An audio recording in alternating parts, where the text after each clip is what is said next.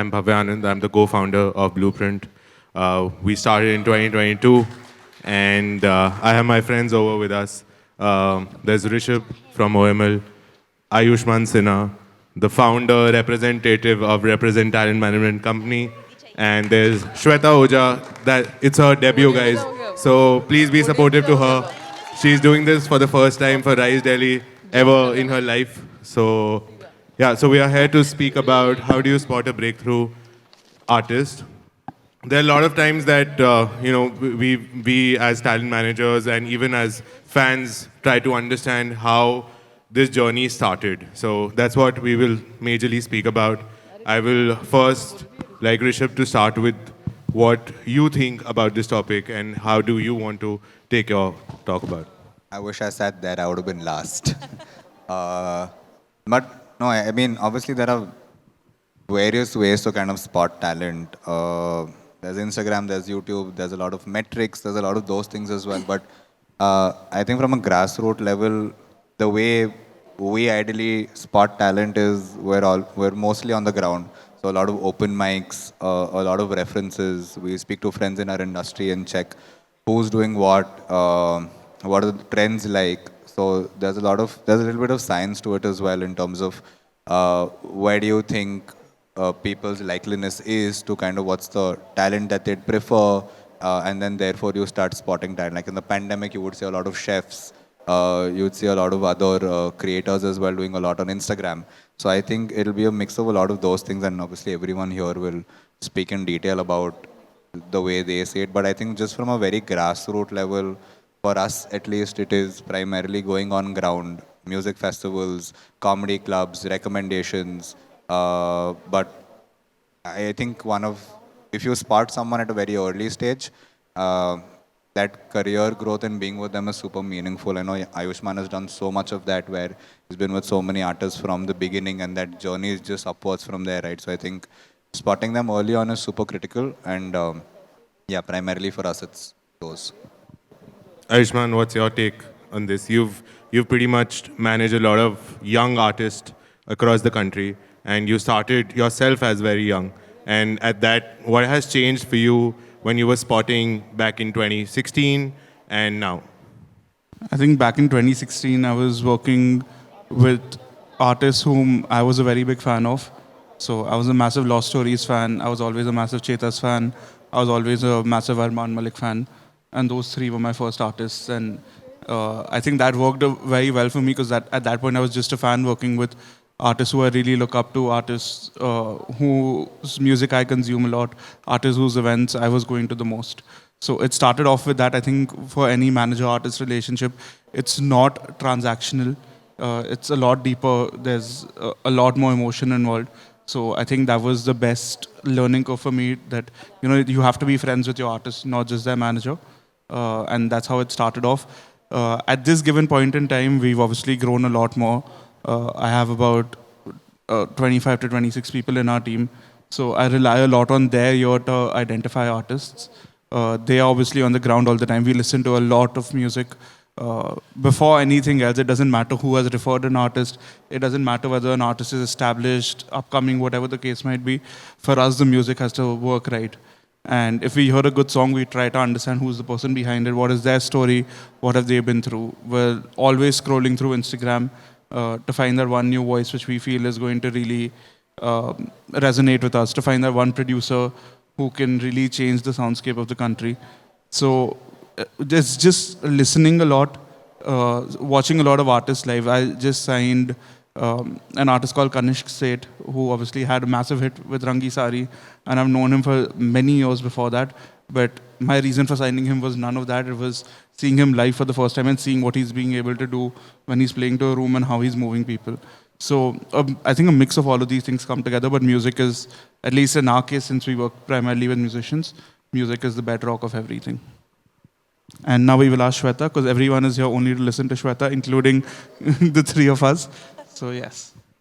Yeah, I mean, what we are actively also looking at now, just other than the music, Also because at Blueprint, we only manage music artists right now. We want to get into other regions, but music is our primary area of expertise. But what we're also looking in new artists is, other than the music, how much of the storytelling is the artist really interested in? Does he want to tell his story to the people? Because that is what is going to take him ahead. You know, what does he want to do on his shows? What is his show going to look like? What are his music videos going to look like?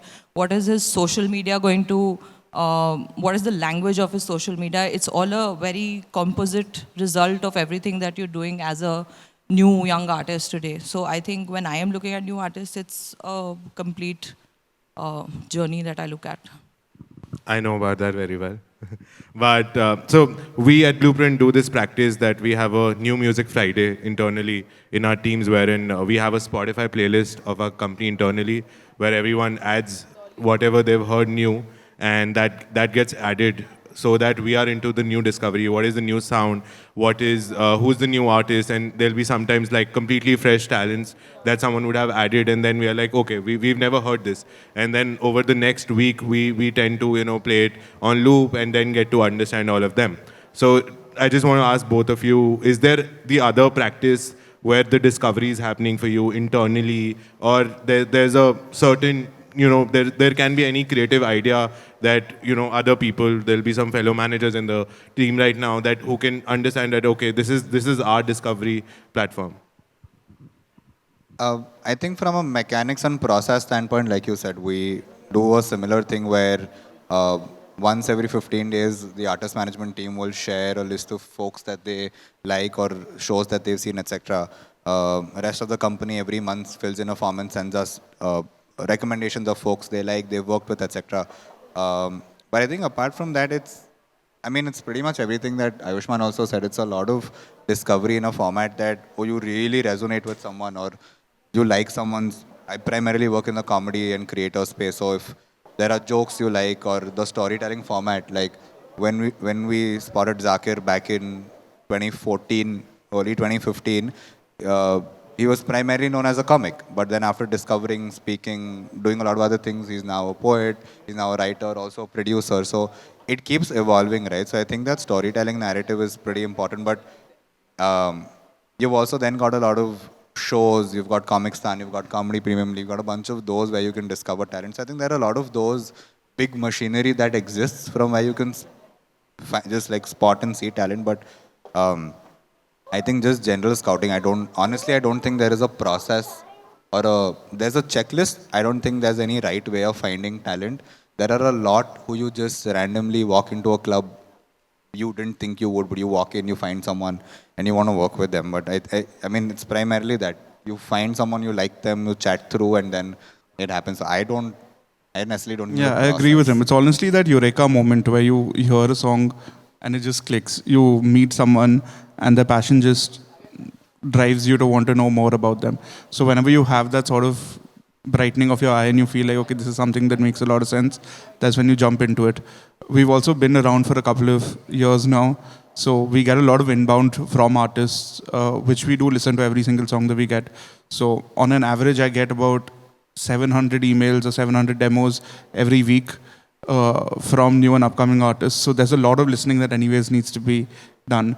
We're getting into a new space now where we're trying to put together collectives. We're trying to put together or rather curate certain acts, artists, etc., and build that out. It's something we want to experiment with. So out there, we're not just working on the A&R side with our in-house A&R. We're also working on the casting side, where we're getting someone to actually help and cast certain members of whatever we want to try and build. So we're trying new things, we're trying a lot of things, but it's honestly about just finding that one thing and waiting for it to click. And as soon as it clicks, you know it's right for you.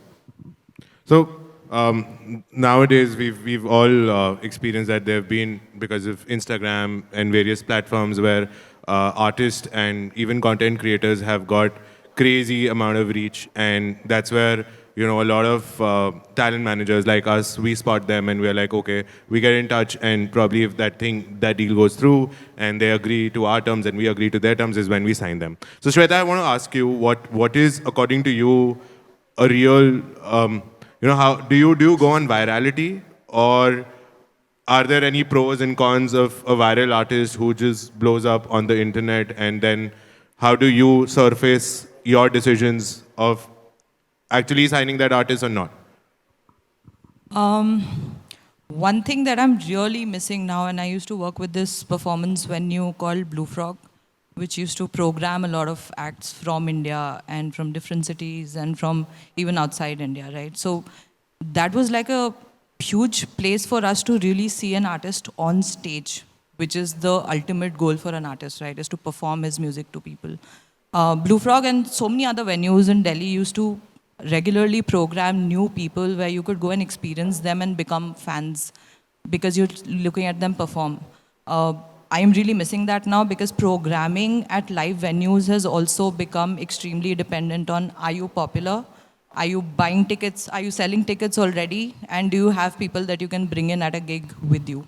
I think we need to go back to the old model where it's still like just an organic stage where new kids can come and perform, and we as people who are able to give a platform to these kids, it becomes a platform for us to find talent, right? So that's one thing that I really, really miss. And whoever can help in bringing this back, I see Skillbox here.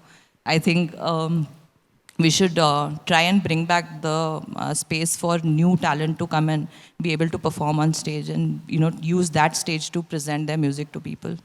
Virality, I think, we listen to new music and trending music on reels all the time, right?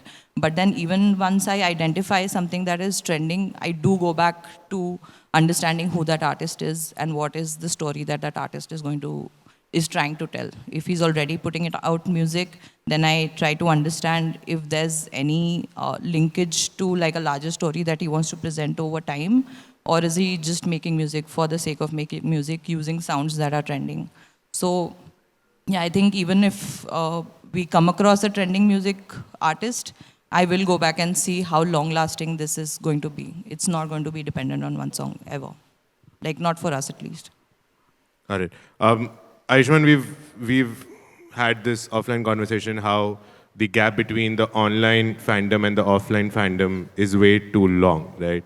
So what is something that you would suggest to, there'll be a lot of budding artists in the room right now, and how would you suggest to bridge that gap wherein online there is a lot of reach, we see a lot of people, it's easier for them to capture a 1 million views on a reel, and how to eventually make it in the offline world. What is the impact? How can they close down to that bridge that, okay, online they have the views, they have the engagement, but offline it's slightly difficult to have, like, as Sweta said, that, there'll be also a backward way wherein, people who are trending online can also sell tickets offline.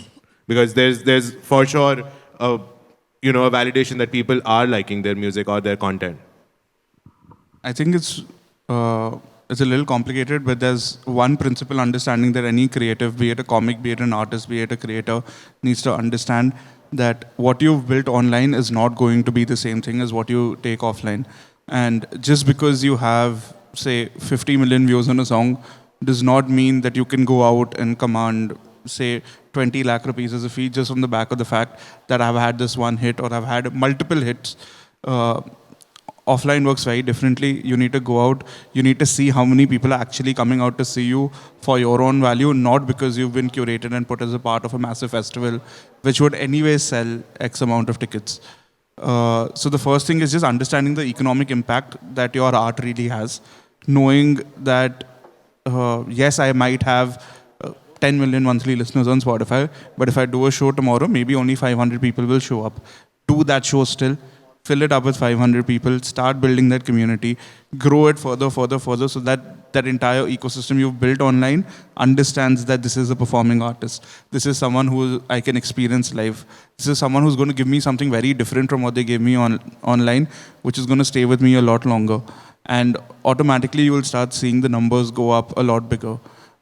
We work with Arman, for example. Arman is massive online, massive on Spotify, probably one of the most engaged fandoms. Someone like him would assume that I can go out and sell 10,000 tickets tomorrow if I had to. But that is not the case. He's been built, the backbone of his entire catalog was Bollywood, where his face was not out there. People didn't know of him. They knew his voice. He was still a very prominent figure in a lot of houses. but they still hadn't experienced him live ever. So when we went out to tour him for the first time, we didn't go out thinking that we're going to do 10,000 tickets. We were very, I wouldn't say pessimistic, but we were very level-headed to know that he's going to do maybe between 3,000 to 5,000 tickets, and let's not cross that. The fact that we hit our targets in every single city was more important to us to know that, okay, fine, now we can build him as a strong touring artist year over year. So I think just having that expectation and being a little more modest with yourself about how big your numbers are takes you a long way. And any artist who can understand that, that is going to be probably one of the strongest learnings that you have. The economic impact you create through your art is what's going to last with you slightly longer. So please keep that in mind. And you're not making money just for yourself. You're making it for an overall ecosystem, your promoter, yourself, your team, a lot of the ancillary support that comes with the tour. So do something where everyone takes something back and it's not just for yourself. Yeah, and which is why I think every artist, every budding artist who wants to become a breakthrough pop star one day must do things on their own for a little bit of time in their career. They must hustle, they must put their music out by themselves, they must try and get themselves programmed at venues by themselves, try and sell tickets by themselves, try and understand, analyze their Spotify, YouTube by themselves, be their own manager for a time so that you know what the economics of being an artist is. It's very important because it really helps you be a better artist at all times when you know what the basics are. So that's like, I mean, that's something that I suggest to every young artist that we meet now.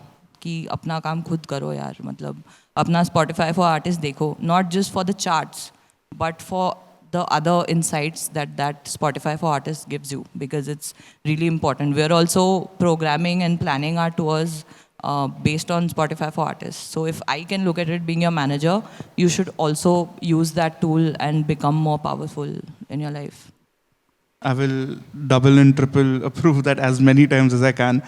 I think everyone I've met at any conference, anywhere we go, always comes up to me, and most of them are young budding artists, and I'm sure this happens to all of you all. They will come to you asking for, give me one advice for myself.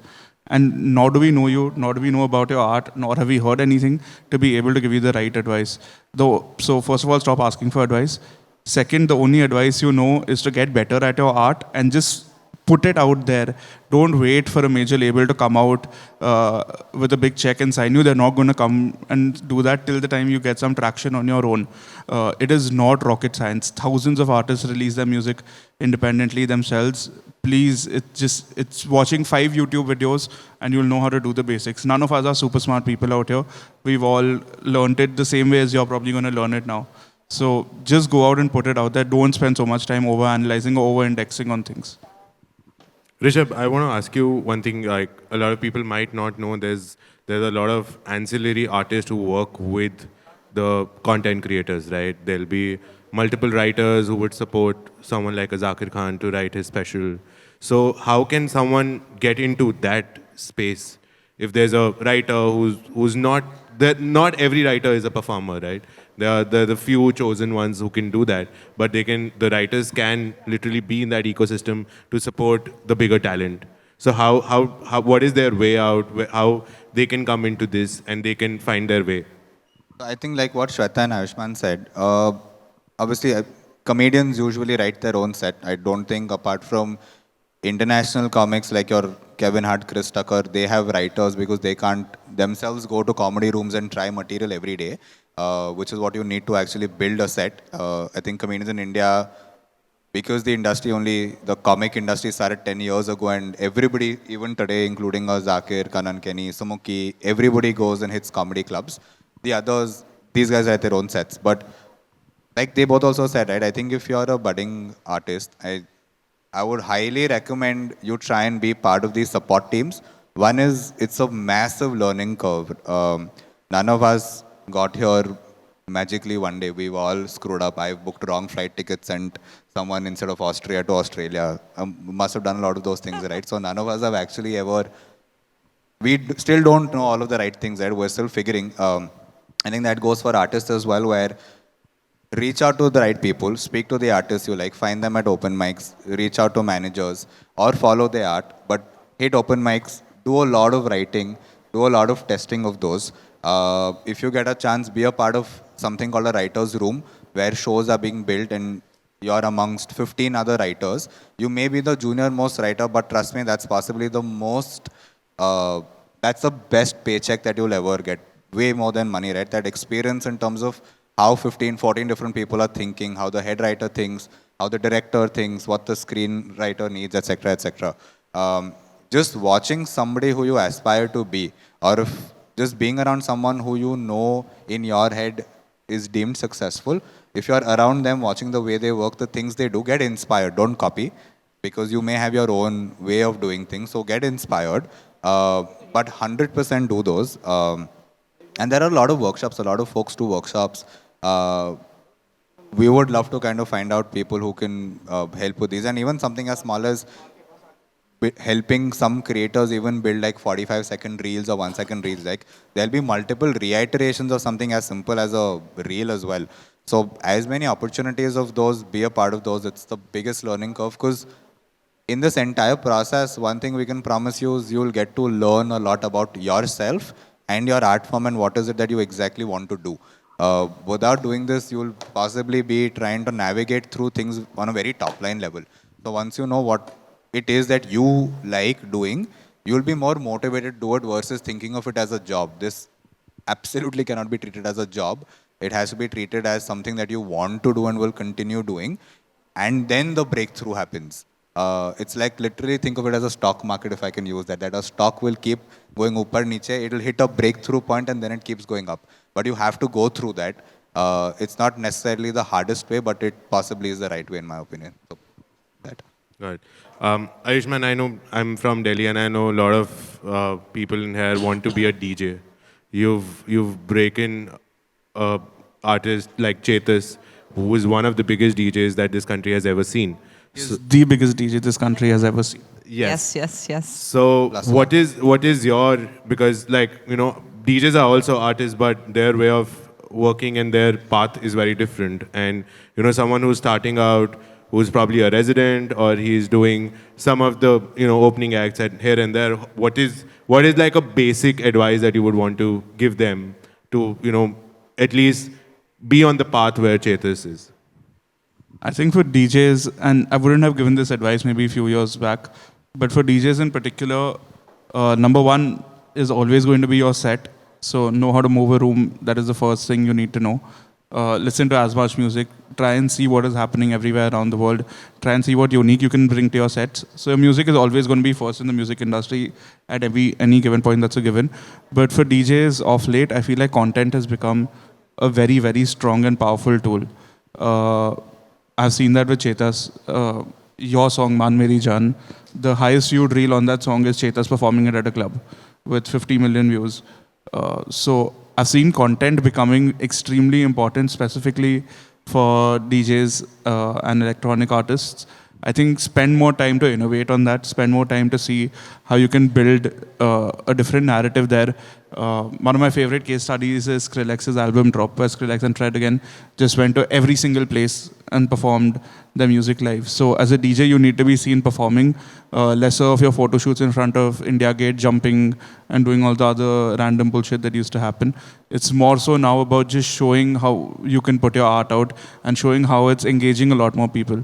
A DJ's job is to engage as many people on a dance floor and get them moving. So if you can show that on social media, I feel like that'll get you a lot of growth. That said, being just a DJ doesn't cut it. I think being a producer, being a musician is extremely important. So learn that entire process, put out your own music. You will get to a certain point as being just a DJ, but to really get that exponential growth and to be able to play those music festivals around the world, etc., it has to be the productions that you bring together. Again, Sweta, what is something that you feel like? Do you think artists should have something ancillary to his art? Like a lot of times, I've seen people like I just write, I just sing, and I only compose. Is there like I prefer personally that every artist should have like a resting space. They should have like someone can play a football. Like I know Sahil, like he loves sports, so I know him from so many years that he will find his time out to play some sports, to be there at a cricket match or do something. So all three of you, how do you think, how important is that for sanity, and how will it be helpful for everyone? Because I see nowadays everyone being so pressurized that either they're only making content, either they're only recording music, either they're only in the studio or running around going to gig by gig to meet, someone who can help them fast track their path. I mean, I think the biggest example for this is Shrushti. We found her on a rap talent show, and when the season ended, there was huge demand for every rapper who was coming out of that talent show. We purely signed Shrushti because she was just great at telling stories, and that is what we thought she'll do. But she's come out of that. She's now sitting in 3 different writing rooms, writing films for directors. She is acting in a movie. She's doing poetry. She wants to do. She wants to do everything other than rap, because that is her safe space. She doesn't want to rap anymore. So I'm sure every artist has multiple things that they want to do, but they find that one thing that becomes their direction, right? I think as managers, what we can do is we can give that comfort space to every artist, saying, "Tu kar teko jo karna hai. Try everything, and then let's see what your passion point is." It has taken me 15 years to find my passion point since I was a teenager. So I mean, it's in 2, 3, 4 years you can't decide what your passion point is. You might start off being a singer, but you might end up being a music video director because you want to tell visual stories more than you want to sing. So yeah, but it's really important to keep tapping into everything that you love doing. You can't just stop doing everything else because one thing is making money for you. I think that is very important, and that is what artists stop doing. Because they start singing, they start getting shows, they start making money, and that is the only thing that they want to keep doing. It's very important to keep tapping into other things that you love doing. It might be, I mean, somebody might be a brand manager deep down inside.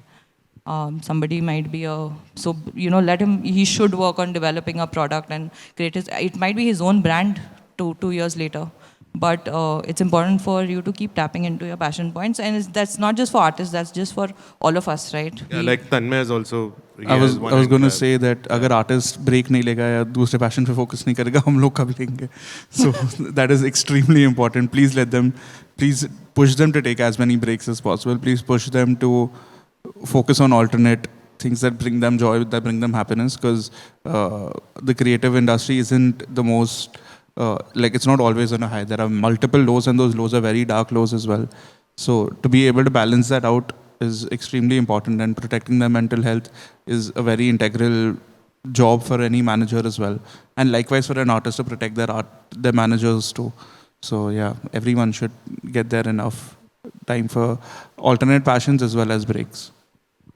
Same with you, Rishabh. Like we've seen major stand-up comedians. They have multiple sources. They either have YouTube channels where they're cracking jokes, but they're reviewing something.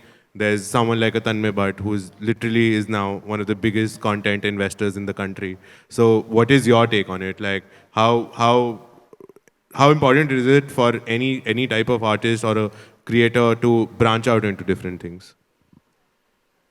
I mean, from a business standpoint, sure, the more different verticals you're a part of, it's always good. Don't ever keep all your eggs in one basket for sure.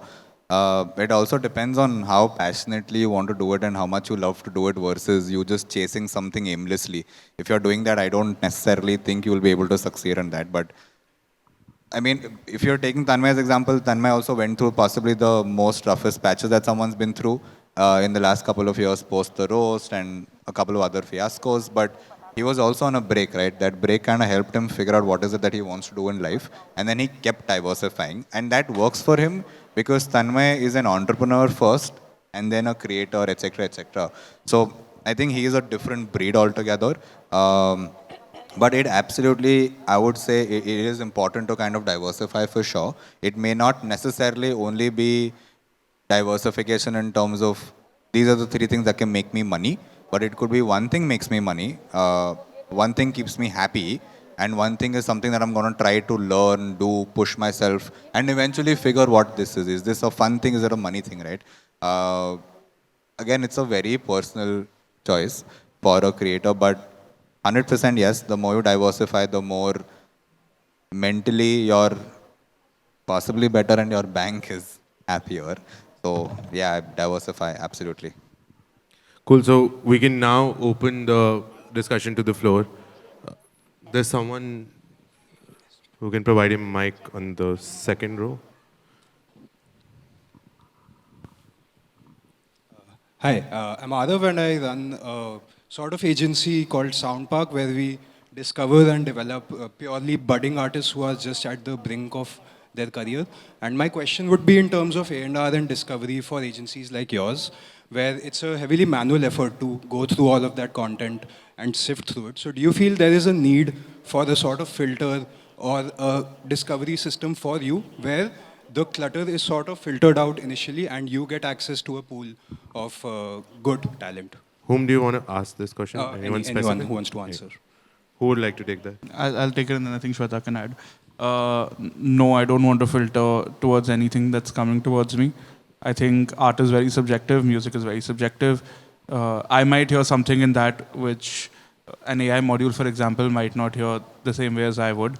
So I would like it to be as pure and as upfront. I don't mind spending the hours to go through it. Yes, I would love something for catalog management that'll just help me understand. So, for example, if I'm getting 700 demos in a week, if there is something that can help me better understand that, okay, 300 of these demos were hip hop, 200 were of a certain song type, etc.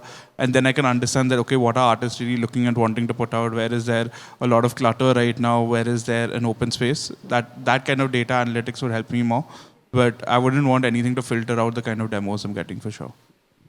I mean, it's not fair to call anything clutter, right? Everybody, music is so subjective. I might like something that Aayushman doesn't. It's definitely helpful to have people like you because you could be like additional avenues of discovery for us. So we could meet you like once a month and you have some interesting music that you can push our way. But we definitely don't want to stop experiencing all the music that's coming our way because it's just going to be that one sound that will click with all of us and we'll know it's that song, right?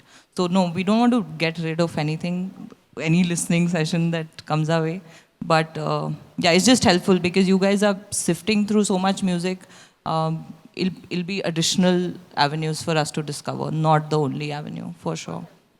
Also, I think, a lot of these things are just very gut based. I think most of the work we do is a lot based on experience and gut. I don't think that can be replaced. Like, for example, back in 2015, if we would have sent, like, if we would have thought through the AIB roast, we would have never done it. I would have ran in the opposite direction. But that was a gut play. And we chose our gut and it happened. But most of these are on gut and experience. It's not, you can't replace that. And I also think it's like music specifically is like it's a personal thing, you know. There might be a lot of artists that any other agency might not relate to, but probably when I'm hearing it, I see what the others can't, right? Because I like that music. It was a personal choice, right? And then I can build onto that vision together. So for that to have like a basic algo, I don't want that. I want it to be as fair as possible, and it should just come at to me probably 2 a.m. in the night when I'm sad. That song hits me, right? And I will next morning I will wake up and I will make sure that I do something with this. I fail or I win, that's separate. But if I really like that song, I will do something about it. Bhavya, don't be sad at 2 a.m. Just call me. I will listen to Husn on loop, like how Just I do call it. me instead. Every night at 2 a.m. I listen to Husn. Anyone else in the room? Yes, there's someone right here. We'll just come to you next. Hi, my name is Rani, and I promote independent music, and I've been promoting this since pandemic. And I recently promoted Akansha Bhandari's song with Zachary Ray, and your team was really supportive. Yeah, thank you. And this is not a question, but it's a kind of concern. Like, आप लोगों के जो artists हैं, they are doing stadium shows, right? In Delhi, we used to have venues like Social, Hoshkhaz, Blue Frog, Strikers, OTB. So many venues for independent music. And I think 2002, 4 ke baad, all these venues vanished. And all the clubs, they are doing Bollywood cover shows. And after that, all these independent bands, they vanished. Like we used to have Advaita, Amrikya. And if you see now, Delhi ka scene, like independent music, the younger budding artists, they are all doing Bollywood cover shows. So, do you think about the ecosystem? Do you think about the scene? Or like in Mumbai, it's doing great. Earlier, Delhi was at the top, but now it's not there. So, if you see in this room how many independent artists are there, that's the reason. Like I see, like I mean, they start and they vanish because we don't have venues where they can share their music, where they can perform live. Of course, they will do it online, but kitna? No. Any take on this? I absolutely agree with you, ma'am. It's one of the things that I said that I really miss experiencing new artists at live venues that Delhi used to have and doesn't. I think we as an industry will have to work towards this and speak to more venue owners and get them to open up at least one night a week, which can be just for raw new talent. Then there's ticketing platforms that can maybe speak to brands and convince one brand to host one night a week, which is only We're all about looking new at acts. Royden This is right now. specifically for Anmol and Royden. But there's ways to find a solution to this. वो हम इतने busy हो जाते हैं अपने काम में कि हम भूल जाते हैं ये चीज़ें, but it really keeps bothering me quite a lot and I want to do something towards it. And there's a solution.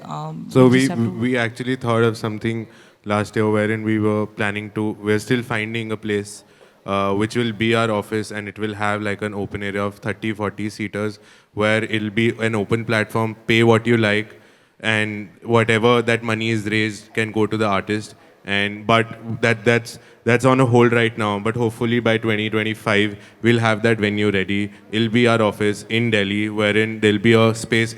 We can't commit to a 100-seater, but at least a 30, 40 people can come in and artists can come in and perform. It'll be in a much, it'll be a format for sure. We can't let anyone come in and play because there'll be some filter, but there will be a place, and that's what we want to do. We didn't want to speak it out today or anytime soon, but that's in our plan. And hopefully, if anyone wants to partner on that, we can do it in next 6 months. Yeah, We are I'm ready to game do for that. it. Yeah, if you need any help in that, I'm up for it. Because we did few, I mean, events at the clubs here, but there is no ticket sale. See, Yeah, so independent. I was going to honestly come to that. Yeah. Ki, I mean, it's very optimistic to think that a new budding, upcoming artist should get a big audience where people can come in and listen to them. But the reality is that people don't want to listen to them. It is no one else. It will probably be 20 people from the music industry who will turn up because they really enjoy this kind of music and they want to listen to it. But the reality is the larger audiences or the larger masses are not out to discover a new artist. When a consumer is waking up tomorrow, they're not thinking that, okay, today I want to listen to a new artist. They're just thinking of listening to a good song. So we need to also understand the consumer. At the same time, the venues which you're talking about, be it the bars, clubs, etc., they are not running for charity either. They want to cater the best experience to their consumers, to their audiences that are coming in. And for them, at this point, independent music is still not big enough that you can trust a singer-songwriter to perform their own set of originals, and that's going to be enough to satisfy that audience. You still need those Bollywood covers to happen. You brought up Akanksha. She's doing extremely well independently. She's growing a lot, but the lion's share of her revenue still comes from the wedding shows that she has to play because she also has to pay rent. She also has to do all of those things. So it's honestly probably a place where the audience is still not warmed up enough to have that kind of a thing. There can be bespoke venues like how Blue Frog used to be there, where people would just come for discovery, but it's not a very clear answer. There's a lot in the grey which needs to be solved for before. Yeah, but we'll have to actively work and bring that culture back, specifically in Delhi, because Bombay में है फिर भी. लोगों की आदत छूट गई है वो म्यूजिक सुनने yes, की. yes, Because yes. venues में वो म्यूजिक है ही नहीं. Yes. So that's also one of the reason. Because we have Piano Man in Delhi. They have 3 venues, but only English music is allowed there. Yeah. Yeah. So We'll work on this, ma'am. Yeah. Thank you. Sure. We just have time for one last question. Yeah, that's a Someone there. तो office में पूछ लियो यार बाद में. Let that person ask. Hi, I'm Mohit. Okay, so Mehta. we'll just take 3 in total. There's one him, there's one person there, and Akanksha. Hi. The question is to the whole panel. Firstly, thank you so much for sharing your insights. I think it's really nice to see how you guys are promoting independent artists and grassroots talent. So I'm working in the brand partnership and sponsorship space since the last 12 to 13 years. I've worked both on the brand side with brands like Volkswagen and also on the agency side with agencies like Group M. Right? When I hear the conversation today, what I see is that brands would only kind of approach independent artists or budding artists. But do you think there are small? The question is, do you think there are smaller brands that are interested in, let's say, medium scale artists? That we're not talking about, let's say, the Mastercards or the Ultratechs, but as there's a massive revolution with so many homegrown brands, do you think these mid-scale brands would look at artists like this, similar to how Alcobev kind of taps into an artist pretty early, and they say, hey, you know what, that's our voice, and that's our vibe. So, Thanks for the question. Again, it's very brand dependent on what they want to achieve. Obviously, since you're in the business, just for the benefit of everybody else in the room, usually a brand would either go scale, where they'll say we want volume and not necessarily value. So in say 1 crore of rupees, they'll want to activate 100 influencers across the board. Some will come back and tell you, I have 1 crore, I want it very super specific niche, I want only these 5 people, whatever that may cost to it, right? So I think it's very dependent on that. In fact, there's Aishwarya in the room from Hyped. I don't know if he's still here, right at the back there. He runs a company called Hyped, which is specifically helps you bridge the gap here, where micro creators, nano, like 10,000, 5,000 followers, 20,000 followers, can plug and play merchandising and brand money into their Instagram reels and therefore get paid back. That's one form of monetization. But I think there's pretty much every brand wants to work with everybody. I don't think there's a specific scale to be honest. Someone's got a X amount of budget, they will want to work with Arman or the big names. If you've got a slightly smaller budget, then you'd want to tap into multiple other sources, depending on region, genre, all of those things. But again, there is enough brand money in the market, that thousands of crores in the market for a 10,000 followed person to 1 million or to 10 million, whatever, but that exists. It's just that the ways of finding are very complicated and difficult, but it absolutely exists. I'll just add to that, there are tons of homegrown brands that are starting to do this now. I'll give you an example of one. I'm an investor in a sneaker company called Comet, which is doing a lot of this. We've got a drop with Shantanu Hazarika happening in about an hour from now. We're working with Anuv to put together a sneaker. We're working with a number of other creatives to just work closely. It's not a very big brand yet. It's not at the scale for Nike, Adidas, Comet, Metro, Campus, Metro, any of those. But it's new and upcoming. It's cool. We're trying to work with the right creatives to make it come across better, to get them better distribution ultimately. So it's happening a lot more. The ways in which the homegrown brands specifically are collaborating with talent is also changing a lot more. So we're seeing royalty deals coming in. We're seeing revenue share deals coming in. We're seeing equity-based deals coming in very early. So it's a great time for branded content. And like he said, there's thousands of crores out there and we're all trying to lap it up. Yeah, and also they're like very, very, very small brands which are okay to engage with the artist fans. Like, I'll give you an example. There's a brand called Fasten Up, which is based out of Delhi. We manage this artist called Preetkash, who was a DJ and a producer, and he has around 20,000 followers. But they keep on doing some stuff with him. They also sponsor his nights when he's in Delhi and he does any show. Like yesterday night, he had a show in Boca, and there was this brand called Dring. So Dring has a playing cards game, and they sponsored that night. So it's happening on every level, but yeah, but from the smaller, it's not about the followers or your fandom. You have to give something back to them, and it needs to be a fair deal. So next one there. Hi. So first of all, thank you for sharing your insights upon the business. It's really a great opportunity to hear all of you guys. So my question was primarily regarding what's happening in the AI world. So I'm a lawyer. I work with the entertainment industry as well. So now we see AI has become really sophisticated, where we just feed it a data set about how an artist sings, how an artist performs, or it's just mere sound recordings of it, and actually it can create an entire version of that song. We have AI which also writes songs now. So in your experiences, and you guys manage together like truckloads of artists now, have your artists being skeptical about how the AI revolution could, make their work a little less redundant for that matter? Because we see a lot of protests going on in Hollywood, starting with the visual artists and then eventually streaming to sound recording artists. So what has your been experience? Have you come across such skeptical thoughts by your artists? We're not protesting yet, but we're trying to understand this better. We've had an opportunity from Google to help us understand this better. So we'll take our time, but we're not going to cancel it out just yet. It's too early. हमें individual level पे भी पूरी understanding नहीं है और वो artist level पे क्या करना चाह रहे हैं उसकी भी understanding नहीं है. But it's too early to cancel it out. Let's give it some more time and understand it better. But we're also strong adopters of AI. So we're using AI across our workflow. We're using it to come up with better marketing strategies. We're using it to write better press releases. We're using it across the board to ideate music video concepts better. So we're using the creative strength that it has. I think when it comes to piracy or when it comes to duplication, that is what we're most scared about. And just like you're a lawyer, we have a badass lawyer on our side called Priyanka Khemani, who we trust completely to be able to solve that for us.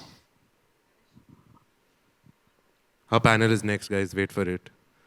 There's one last question here. Hi guys, great session. I would like to start with when I was a kid, I used to watch TV.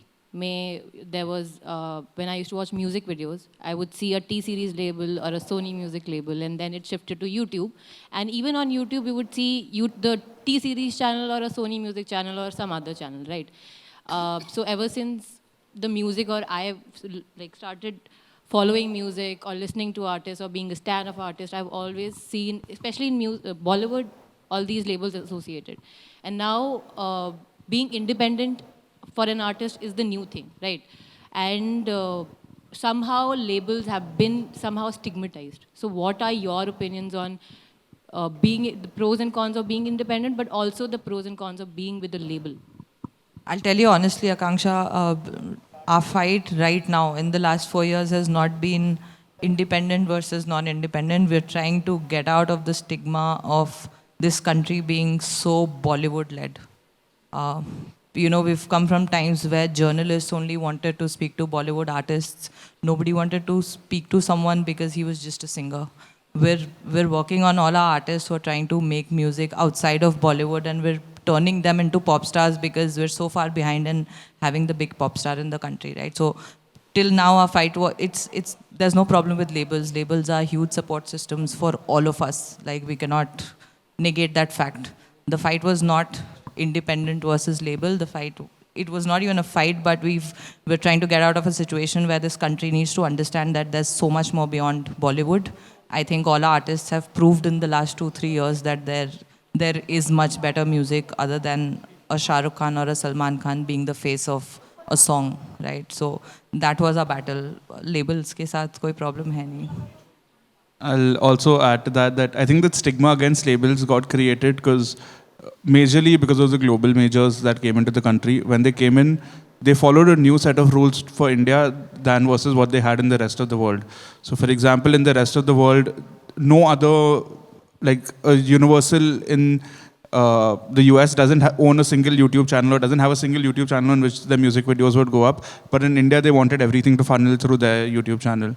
Globally, publishing is the least thing someone would fight upon. It is a given in every music contract. But in India, they wanted to control and own every piece of it, even things which they are probably lawfully not allowed to own. So I think that was just an entry strategy because they had a lot to prove at that point. They were all just new into the market. They had to set up the ecosystem. We've seen corrections happening now, where now there's not a single label that fights you saying that it has to go up on a channel. It can go wherever you want it to. Publishing has become a much better conversation when it's coming in. Earlier, labels would want to manage the artist 360. That has gone out of the picture already. So things have gotten better. Being independent, if you can sustain, if you have a team that can sustain that for you as well, if you're making enough money from your music, that is great. Otherwise, there are so many songs that don't even recoup the investment that a label puts in. So you need to understand that that is very important. They are taking a bet on you, which is why they're doing certain things. If you're financially stable or if you're well funded to be able to put in those 3 years, which is normally the amount of time that goes in for an artist to break, you can stay independent and well and good, you can do that. But if not, you need a really solid label to back you up and help you through this entire process. That's it for the panel, guys. Thank you so much for listening us.